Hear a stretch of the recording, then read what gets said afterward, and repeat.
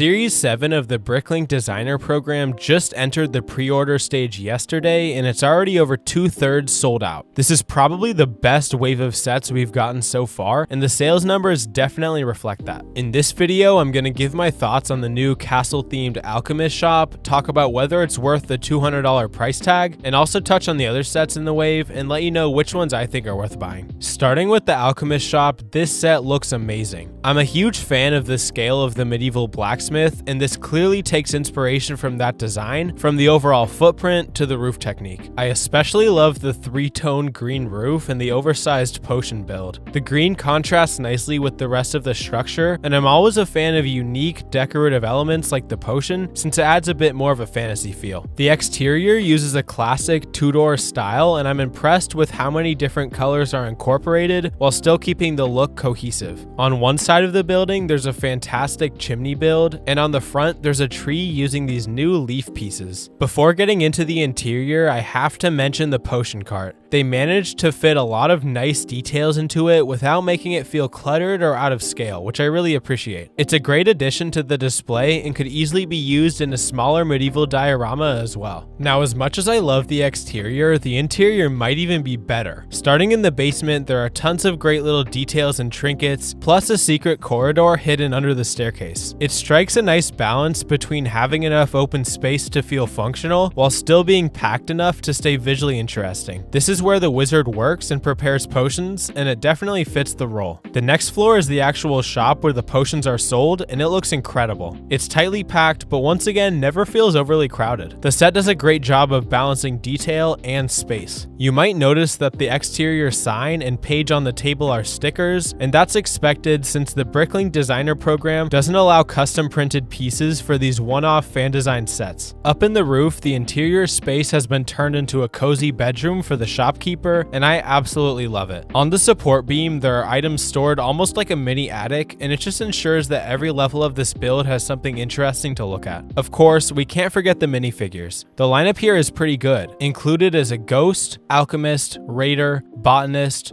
3 knights, a wizard, and a druid. I'm not a huge fan of the raider torso or the botanist torso, but those are easy fixes with a couple part swaps. Typically, the Bricklink Designer Program is limited to the pick-a-brick parts palette, but in this case, we also get the beautiful white beard piece from glowing on the wizard. The rest of the minifigure parts are available on pick-a-brick, but buying them separately would cost somewhere between $30 and $40. Overall, I absolutely love this set, and it's definitely my favorite Bricklink Designer Program set so far. As much as I enjoy the more traditional stone castles we've gotten, I generally prefer builds that depict medieval life, like the medieval town square or Mill Village raid, so this is right up my alley. Obviously, we have to factor in price because $200 isn't a small amount of money. The set has 2,319 pieces, and the easiest comparison is the 2020 medieval blacksmith, which had around 150 fewer pieces for only $20 less. When you factor in the 5 additional minifigures and the overall rise in LEGO's prices over the past few years, I'd say this set offers strong value. I ordered mine immediately. As of this recording, the set has over 30,000 pre-orders, and the max production cap was increased to 40,000. Even with that increase, I wouldn't wait too long to pre-order. Now, I won't spend quite as much time on the other sets since this is primarily a medieval focused channel, but some of them really impressed me. The privateer frigate Fortuna might be one of the best ships LEGO has ever produced. Even though I'm mainly a castle fan, I'll always have a soft spot for pirates. This ship looks better than anything currently on the market, and the shaping techniques honestly feel like black magic. At $350 for over 4,000 pieces, the price feels fair. If we compare it to the Black Pearl, that set has roughly 1,500 fewer pieces and retails for more. Yes, it is licensed, which increases cost, but this ship just looks better in my opinion. Because of Bricklink Designer Program restrictions, it can't include official cloth sales. Instead, you'll receive digital sales to print on paper, but the designer also partnered with Brick Sticker Shop to sell custom cloth sales for around $61 US. Even factoring that in, you're still barely over 10 cents per piece, which isn't bad. The set includes 20 minifigures and 4 animals, which adds even more value. As of this recording, it has sold just under 29,000 copies, and its production cap was increased to 35,000. Just like the Alchemist shop, I wouldn't wait long if you're considering it. The other set I'm personally picking up is the Sushi restaurant. I'm not usually a fan of city-style sets or non-medieval themed ones in general, but the second I saw this one, I knew I wanted to get it. The build is compact, which really sells that tightly packed Japanese city feel. There's something happening in every nook and corner, and no space feels wasted. The little street cart is adorable, and I also love the small tram along the side. One of the coolest aspects is that there's 4 different display options, including a corner layout, a Kyoto street configuration where you can see most of the exterior from one angle, a book nook display, and the standard compact format. I love that flexibility. You're paying $280 for a 3,500 piece set with 14 minifigures, and personally, I think it's better than any official modular buildings. As of this recording, it has sold just over 28,600 copies, and its cap has been increased to 35,000, although I'm definitely glad I placed my order early to be safe. The antique collection isn't really my style, although the cabinet design itself looks very nice. The table and chairs aren't personally my thing, but they're well built. The small trinkets inside are cool, and you could easily swap out the Ninjago elements for something that better fits your display, such as castle stuff or whatever theme you're into. Something interesting about this set is the inclusion of unprinted animals. I don't think many people realize that this was possible in the program, though it makes sense since it reduces production complexity. At $110, it feels slightly high for the size, but for the piece count and small detailing, it's reasonable. As of this morning, it has sold just over 10,000 pre-orders, which is noticeably lower than the other sets. Finally, we have W.A.L.T, which is the cheapest Bricklink Designer Program set yet at $40 for 650 pieces. I really wanted to like this one because I think the program needs more small sets, but stylistically, it's just not for me. The swappable faces are cute and the build quality is solid. If you like it, I definitely think it's worth supporting, especially since smaller sets deserve a place in the program. Surprisingly, it's sold just over 12,000 units so far. I expected the lower price point to boost the numbers a bit more than it did. If you're planning to pick up any of these sets, don't wait too long. As of now, over 100,000 sets out of the 150,000 total production cap across the wave has already been pre-ordered. You have until February 23rd to place your order, assuming there's still sets available then. When you do, LEGO will temporarily put a hold on your account for a day or two, then release it. The actual charge won't happen until around July when the sets ship, so if you change your mind before they charge and ship, you can cancel the order. Placing a pre-order now gives you some flexibility and prevents you from paying aftermarket prices if you decide you want a set in the future. I'd recommend placing separate orders for each set in case you decide to cancel one but not the others. Just as a quick tip, Series 8 is coming June 1st with Duskmark Keep, and Series 9 launches October 7th with the Sleepy Dragon Inn. I'll be covering both of those before they release, so make sure you're subscribed if you want to stay up to date on the Bricklink Designer Program or LEGO Castle in general. Big shout out to Mad Dad Bricks for sharing the info about the pre-order cap increases, and if you want to learn more about these sets potentially going out of stock, check out Slapshot Bricks' video linked below. Let me know in the comments which sets you're picking up, and as always, thank you for watching.